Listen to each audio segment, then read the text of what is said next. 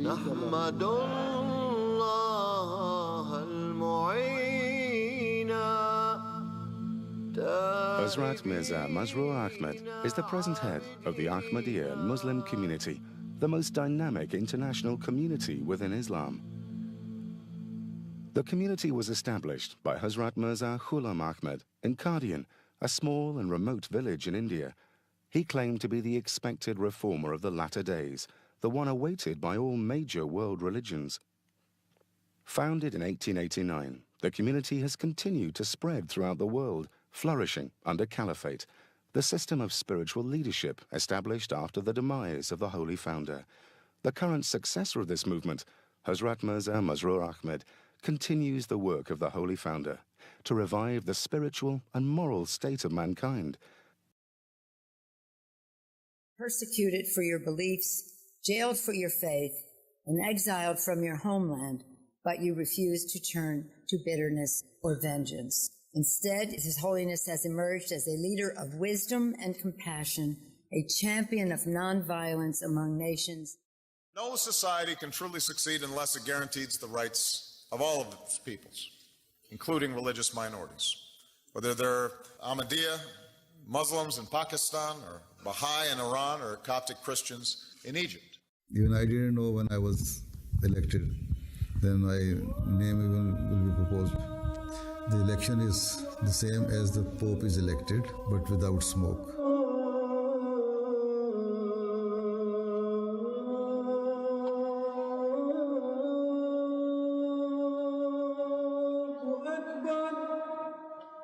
I know you are a regular visitor and speaker to parliaments and assemblies around the world, whether it's the US Congress or the European Parliament. Let it be clear that I am not speaking in support or favor of any particular individual country. What I wish to say is that all forms of cruelty, wherever they exist, must be eradicated and stopped, regardless of whether they are perpetrated by the people of Palestine, the people of Israel, or the people of any other country. He is known by world leaders for his humanitarian efforts and his mission for world peace, anchored by his famous slogan of love for all, hatred for none.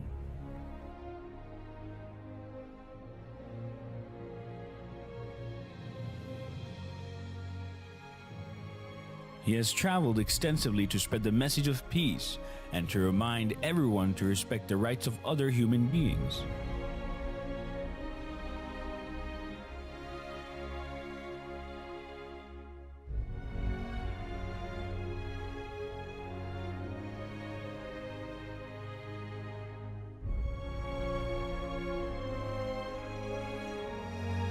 During these tours, His Holiness has met world leaders from the Far East to Europe, from North America to Africa, discussing the economic, social, and political problems facing the world today, and how to create peace and justice in the world. He has also met religious and community leaders in order to share common values and core ideals universal to all religions and cultures, with a view to improving the moral state of mankind and creating an atmosphere of love and affection. From young to old, he compassionately listens to the ordinary man, regardless of race, color, or religion. He has personally initiated social projects and schemes to alleviate poverty and human suffering. His concern is not just about the well-being and moral state of the members of the Ahmadiyya community, but of the great human suffering of mankind at large. For His Holiness, the slogan, love for all, hatred for none, really comes to life. And I have borne witness to His Holiness waging a jihad of love, opposing the jihad of the sword with the jihad of the pen and of love itself. And it is an honor to welcome you, Your Holiness. Your leadership has made you a figure of global prominence, and you have become a guide for millions of Muslims worldwide. Your Holiness, it is undoubtedly a reflection of the blessing that you bring to this capital. I want to express gratitude for the privilege of appearing here in front of Your Holiness and this assemblage. We're really honored you're here. I was saying earlier that you brought the House and the Senate together. We should have you here more often, and we're grateful. I would like to pay an additional tribute to the work being done by Ahmadis in raising standards in Africa, and particularly in education. The Caliph, who has spoken at Capitol Hill, the British Parliament, the European Parliament, and has held court with dozens of world leaders, is celebrated as a champion of peace by leaders across the world. Thus, it is the duty of the European countries who suffered great losses during the Second World War to learn from their past and save the world from destruction. To do this, they must fulfill the requirements of justice and be willing to accept their responsibilities. It is an urgent need of the time that, in an effort to establish global peace and harmony, all people should display mutual respect for one another and for all religions. The alternatives are horrific. The world has become a global village, and so a lack of mutual respect and a failure to join together to promote peace will not only harm the local area, city, or country, but in fact will ultimately lead to the destruction of the entire world. We are all well aware of the horrific devastation caused by the last two world wars. Due to the acts of certain countries, the signs are that another world war is on the horizon. We should utilize all of our resources and capabilities to foster a better society, to help God's creation, and to spread love, affection, and peace at every level. The urgent and critical need of the world today is to establish peace and faith in God. And so, in order to protect ourselves and to save mankind, we need to turn towards God Almighty, and we need to attach ourselves to the living God. Thus, we Ahmadi Muslims are not amongst those people who are creating or partaking in today's disorder and unrest. Rather, we are the people who desire peace in the world. We are the people who seek to heal the world. We are the people who seek to unite mankind. We are the people who seek to transform all hatred and enmities into love and affection. And most certainly, we are the people who make every possible effort towards establishing world peace. Pleasure to welcome His Holiness to Ottawa. The last time we met was a number of years ago, and I didn't yet occupy this office, but we had wonderful conversations, as we will this time, about the Ahmadi community and the challenges they face and the opportunities to work together on promoting love for all and hatred for none. Thank you. So again, what a pleasure it is to welcome you, Your Holiness, to Ottawa. An opportunity to discuss the many challenges facing the Ahmadiyya Muslim community, but also the opportunities that we have to work together on shared goals and challenges, promoting peace and respect in the world, encouraging people to see that different points of view and different perspectives can and must be a source of strength and not a source of weakness, and an opportunity also to celebrate the extraordinary contributions that the Ahmadiyya community has made across Canada, both in building strong communities and demonstrating the openness and the welcoming nature, including the Syrian refugees, that is so dear to us in Canada and to your community. It's a wonderful partnership that we can highlight and an example, I think, to the world. So it's a pleasure to meet with you to discuss all this. Ahmadiyya community contribute hugely to interfaith forums, to the richness of our community, and that is the same that's reflected across our nation. But what I would like to pay tribute to you as well this evening is the contribution that you make to wider society and the important charitable causes that you support, not just for your own communities, but for the wider communities. And that is to be acclaimed and that is to be applauded. I'm a police officer, so many times I hear like the police is never in right time, in right place. But now I really have a feeling that I'm there where I should be, the Peace Conference Symposium. I'm so happy to be here in Ahmadiyya Muslim community. You are a very dynamic, active community, and that's what we need this day.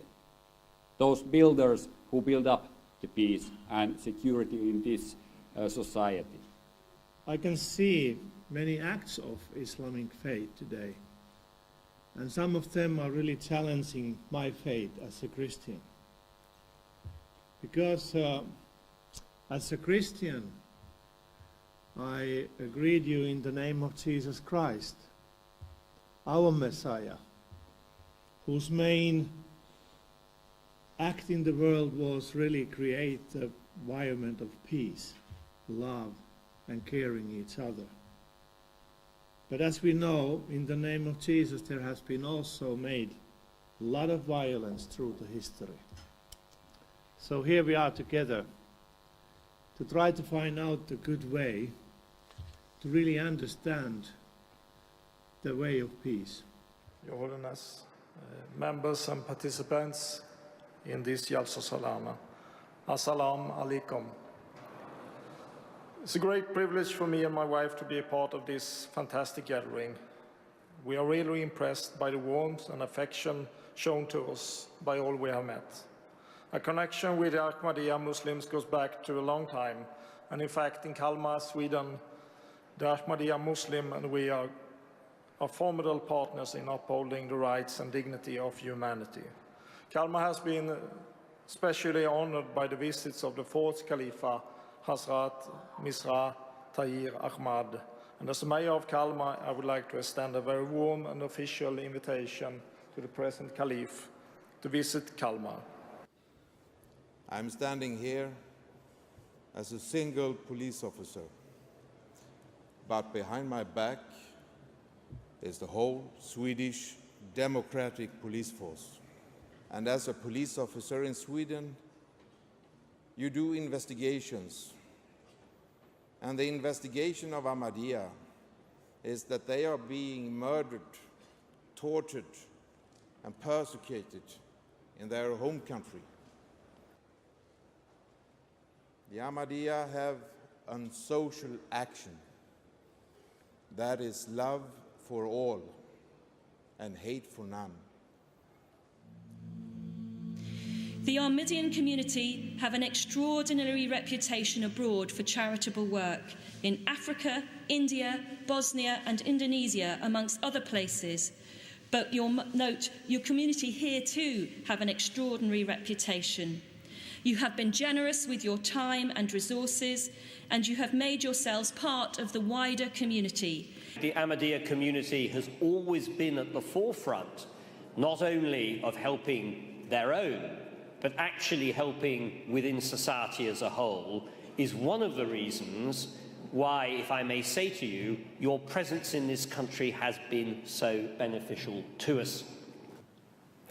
In the past 100 years, you have given so much to the society in the United Kingdom and to societies everywhere globally.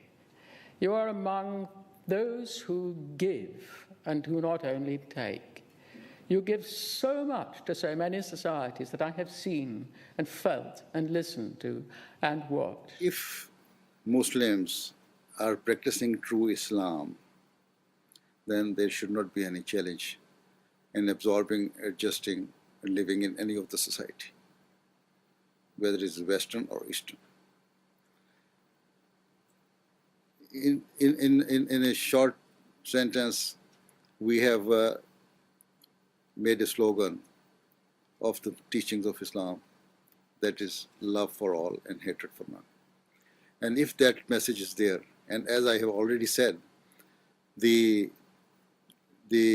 love of your country is part of your faith, both these messages are such, or the slogans are such, that I don't feel that we have any problem in adjusting ourselves in any of the society.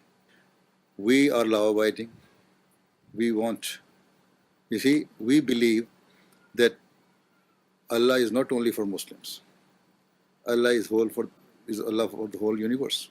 And especially Allah likes His creation. Allah loves His creation. And wherever the rights of His creation are being denied, Allah is not happy with that. So, when you are discharging the rights towards your fellow being and you want to live peacefully in the society, you spread the message of love and harmony, I don't think there should be any problem in adjusting Muslims into the society. When caliphate exists on the precepts of justice, consideration for the rights of others, and an overall deep will for peace, as defined by the Quran and the Prophet himself, then caliphate has the ability to serve as a grand force for good in the world. Well, one of the things I enjoy about coming to the peace symposiums that the Ahmadi community holds is to listen to His Holiness. I always find him inspirational. I think tonight his message was even more important than ever. And I felt the way that he talked about the threat of ISIS in Iraq and Syria, and the way he showed that ISIS has nothing to do with the faith of Islam, I thought was extremely persuasive. His Holiness gave a speech that was incredibly powerful, that set out all of the claims that violent groups like ISIS made and then totally demolished them in terms of what the Quran actually says.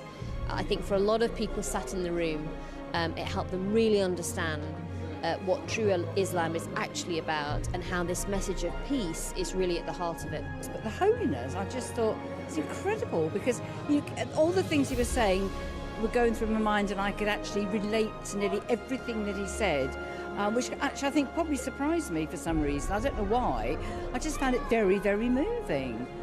I'm really pleased I came. I can't say more than that. I was reflecting when I had opportunity to learn more, Your Holiness, about your service, particularly about your contribution to the people of Ghana in the late 1970s and early 80s. And it reminded me of something remarkable that happened here in our great state a few years ago in Death Valley.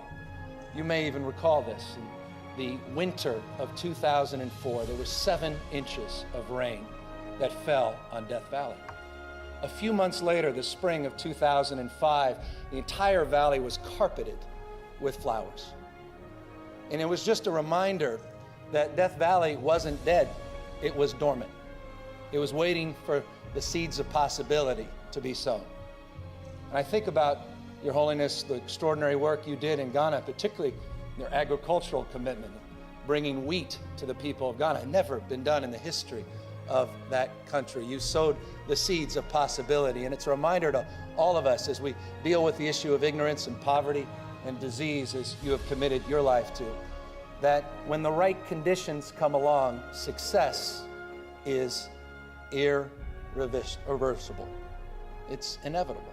Success simply will find its way. For all the events you go to, you will seldom see the golden key presented. Today you will see the golden key presented to you, Your Holiness. I've seen 4 keys to the city given out in my 12 years as a city council member, and this is a very special honor indeed that is reserved for the most special of visitors. This hand shook the hand of His Holiness.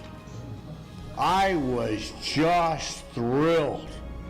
In this we are allied with His Holiness, a courageous champion of religious freedom and of peace. We especially applaud the Caliphate for denouncing those who pervert faith by claiming it as a justification for violence. However we define God, it is wrong to kill in his name.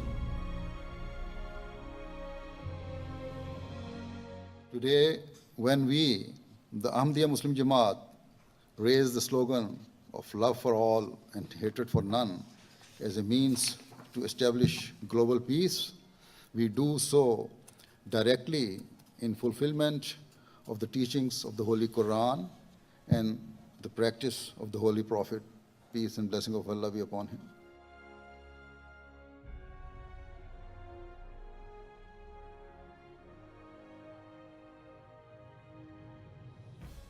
I will, God willing, always continue to carry out my task and my responsibilities of promoting peace, tolerance, justice, and compassion to the corners of the world.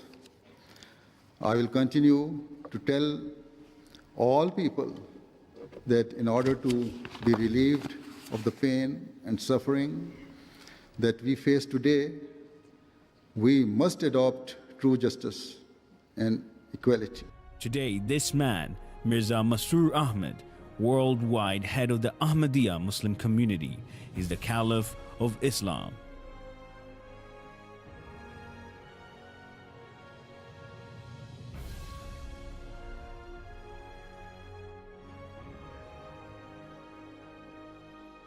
His followers number in the tens of millions, spread over 200 countries across the world, making him the leader of the largest single group of Muslims in the world who follow one Imam,